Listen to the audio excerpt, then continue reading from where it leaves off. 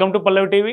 సల్కం చెరువు old city Bandlaguda పరిధిలో ఉన్నటువంటి సల్కం చెరువు ఎఫ్టీఎల్ పరిధిలో ఉన్న ఫాతిమా ఉమెన్స్ ఓవైసీ మహిళా కాలేజ్ గురించి ఇప్పుడు చర్చ జరుగుతూ ఉంది. ఈ కేసుకు సంబంధించి ఈ చర్చ హైకోర్టు పరిధిలో ఉంది, హైకోర్టు విచారణలో ఉంది. అసలు ఎక్కడ మొదలైంది ఏంటి అనేది ఈ వీడియోలో చూసే ప్రయత్నం చేద్దాం. చూశారు కదా, ఇది ఓవైసీ ఫాతిమా మహిళా కాలేజు. ఇది ఒక ట్రస్ట్ ఆధ్వర్యంలో నడుస్తూ ఉంది. సో ఆ ట్రస్ట్‌కు చైర్మన్‌గా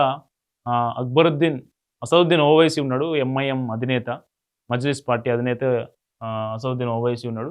సో దీనికి సంబంధించి పేదల ఇళ్లను కూల్చేసినటువంటి Hyderabad disaster response and assets protection agency ఏదైతే ఉందో, ఇది పేదల ఇళ్లను వేగంగా కూల్చేస్తుంది. వాళ్ళు బాధితులు కనీసం కోర్టు మెట్లు ఎక్క ముందుకే మొత్తం నిర్మాణాలన్నీ నీలమట్టం అయిపోతూ ఉన్నాయి. ఎఫ్టీఎల్ పరిధిలో ఉన్నాయని కొంత, అక్రమ నిర్మాణాలని కొంత. సో ఇట్లా రకరకాల కారణాలు చూపుతూ పేదల ఇళ్లను వేగంగా కూల్చేస్తూ ఉంది. మరి మనకు ఎఫ్టీఎల్ చెరువు మధ్యలోనే ఉన్నా మనకి ఈ నిర్మాణం చూస్తే, మీకు ఈ నిర్మాణానికి సంబంధించి ఈ ఫోటో చూస్తే క్లారిటీ వస్తుంది. గూగుల్ మ్యాప్ ఎవరు ఓపెన్ చేసి చూసినా కానీ క్లారిటీ వస్తుంది. ఇది చెరువు, సల్కం చెరువు, బండ్లగూడ రోడ్డు, సల్కం చెరువు అంతా. సో ఈ సల్కం చెరువు మధ్యలో చెరువును పూడ్చేసి కాలేజీ కట్టినట్టుగా స్పష్టంగా అర్థమవుతా ఉంది. సో ఇది గతంలో 1982 నాటి కాస్రా పహాని కూడా ఉంది. కాస్రా పహానీలో కూడా చూద్దాం. ఇది కాస్రా పహాని. సో అప్పుడు ఎంత ఉండే, ఇప్పుడు ఎంత ఆక్రమించారు అనేది మనకు స్పష్టంగా కనిపిస్తూ ఉంది. అప్పటికే చెరువు వాటర్ స్ప్రెడ్ ఏరియా ఎంత, 34.249 acres. Area of the tank approx 38.372 acres. So ఇది అప్పటికి సంబంధించినటువంటి మొత్తం సర్వే నంబర్ 6/2/1 36 ఎకరాల 3 గుంటలు. సో ఇది ప్రభుత్వం సర్కారీ అంటే ప్రభుత్వ భూమిగా నిర్ధారణ అయింది. ఇది ఎప్పుడు 1984 to 85 మధ్యలో. సో ఇది పహాని, అప్పుడు నిజాం కాలం నాటి పహాని. సో ఇప్పుడు ఏంటంటే ఇష్యూ ఏంటంటే, హైడ్రా మనం చూడొచ్చు రాత్రికి రాత్రే వందల ఇండ్లను కూల్చేస్తున్నటువంటి హైడ్రా ఇక్కడికి ఎందుకు పోవట్లేదని విజయ్ కుమార్ అనే ఒక లాయర్, అడ్వకేట్, కరప్షన్ మీద యాంటీ కరప్షన్ కోసం కొట్లాడుతున్నటువంటి వ్యక్తి విజయ్ గోపాల్ అనే అడ్వకేటు. మీకు అడ్వకేట్ని చూపిస్తా. ఈయన పిటిషన్ వేసిండు, హైకోర్టులో పిటిషన్ వేసిండు. మరి ఎందుకు హైడ్రా దీన్ని కూల్చట్లేదు, ఇది కూడా అక్రమ నిర్మాణం కదా, ఎఫ్టీఎల్ పరిధిలోనే ఉంది, ఎఫ్టీఎల్ పరిధిలో ఉందనే విషయం స్పష్టంగా కనిపిస్తూ ఉంది.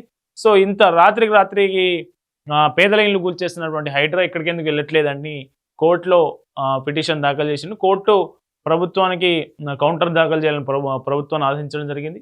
ఆదేశించిన తర్వాత మొన్న ఈ మధ్య ఏమైందంటే, అసలు ఈ నిర్మాణానికి, ఫాతిమా కాలేజ్ నిర్మాణానికి జిహెచ్ఎంసీ అనుమతులు ఉన్నాయా, నంబర్ 1 పాయింట్.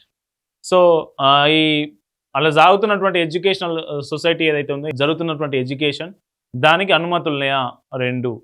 సో ఇది ఎఫ్టీఎల్ పరిధా కాదా నోటిఫై చేయాలని ఇరిగేషన్ శాఖకు, అట్లాగే ఈ బిల్డింగ్ అనుమతులు ఉన్నాయని జిహెచ్ఎంసీ శాఖకు, ఈ స్కూల్ నిర్వహణకు అనుమతులు ఉన్నాయని విద్యాశాఖకు, ఇట్లా రకరకాల సంబంధిత శాఖలు మొత్తం ఆదేశించి 2 వారాల్లో మీరు మొత్తం తేల్చి చెప్పండి అని హైకోర్టు ఆదేశించింది. హైకోర్టు ఆదేశాలను ప్రభుత్వం పట్టించుకోలేదు.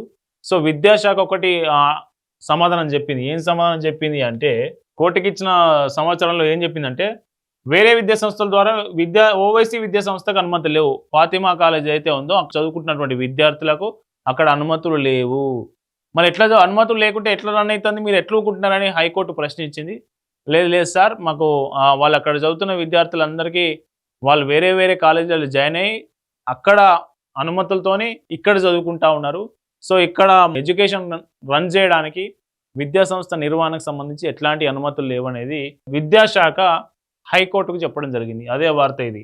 సో ఓవైసీ విద్యా సంస్థకు ప్రభుత్వం నుంచి ఎలాంటి అనుమతి లేదని తెలిపారు. ఈ ఒక దశలో ధర్మాసనం జోక్యం చేసుకుంటూ ఆ కాలేజీ విద్యార్థుల హాల్ టికెట్లు, సర్టిఫికెట్లు ఎలా పొందుతున్నారని ధర్మాసనం ప్రశ్నించింది.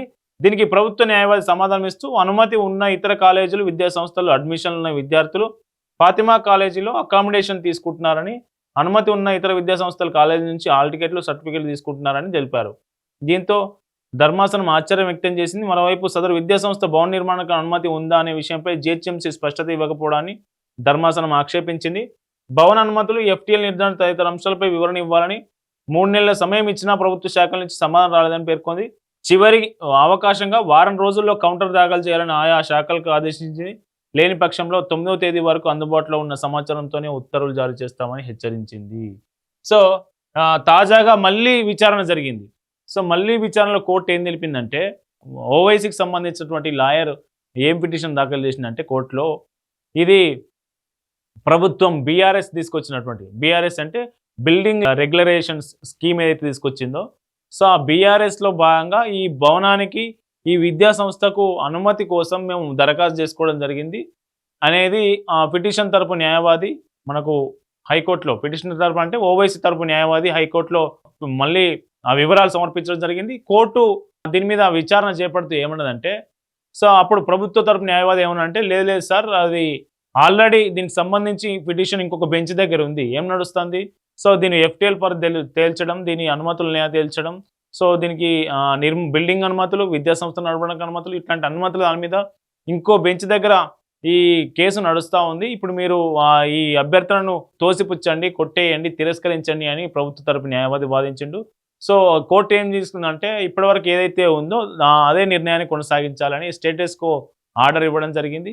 సో మొత్తానికి విచారణ అయితే కొనసాగుతూ ఉంది.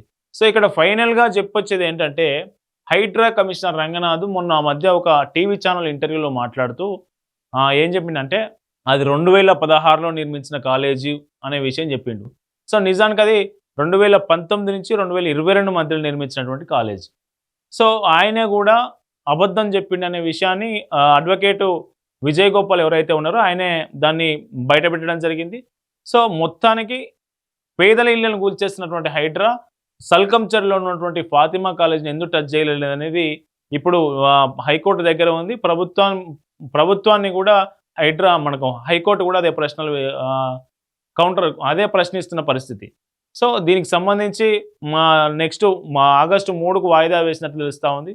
ఆగస్టు 3న జరగబోయే ఈ హియరింగ్లో ఎట్లాంటి జడ్జిమెంట్ రాబోతా ఉంది, జిహెచ్ఎంసీ ఎట్లాంటి వివరాలు చెప్పబోతా ఉంది, అట్లాగే ఎఫ్టీఎల్ పరిధి నిర్ణయించడానికి ఇరిగేషన్ కావచ్చు, అట్లాగే హెచ్ఎండిఏ కావచ్చు, లేక్ ప్రొటెక్షన్ కమిటీ కావచ్చు, సో ఇవన్నీ ఏం రిపోర్ట్లు ఇవ్వబోతా ఉన్నాయి, తీర్పు ఏం రాబోతా ఉన్నది అనేది ఆసక్తికరంగా మారింది.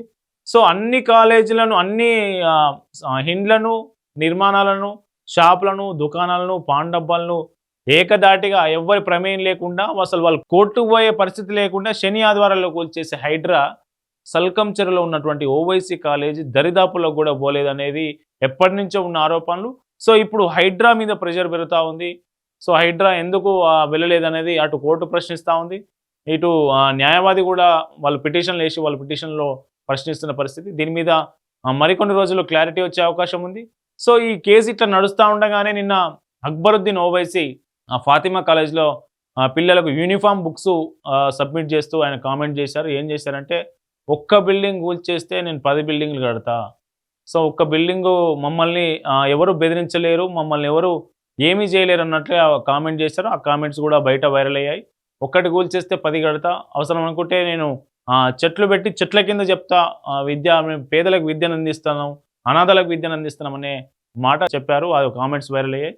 దీనికి సంబంధించి ఏం జరగబోతా ఉంది, ఫాతిమా కాలేజ్ సంబంధించి ఓవైసీ ఫాతిమా కాలేజీ సల్కంచెరులో ఉన్నటువంటి ఎఫ్టీఎల్ పరిధిలో కొనసాగుతున్న విద్యా సంస్థకు సంబంధించి మీరు మీ అభిప్రాయం తెలపండి. కోర్టు ఇచ్చిన తీర్పులు కావచ్చు, ప్రభుత్వ నిర్లక్ష్యం కావచ్చు, వీటన్నిటి మీద మీరు మీ అభిప్రాయాన్ని కింద కామెంట్ చేయండి.